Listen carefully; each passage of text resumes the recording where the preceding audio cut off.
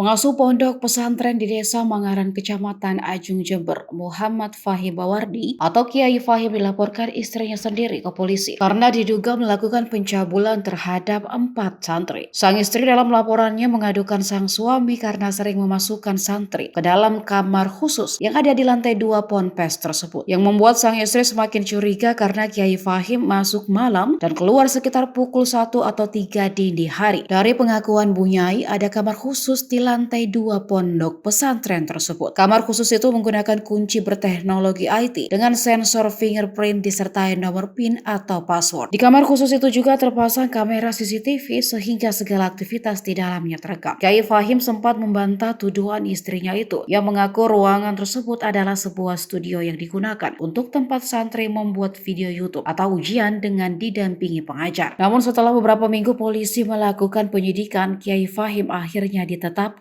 sebagai tersangka setelah polisi melakukan olah TKP di ruang khusus lantai 2 tersebut. Polisi juga mengamankan 10 barang bukti yang berupa rekaman CCTV, HP, laptop, serta beberapa barang yang berkaitan langsung di TKP.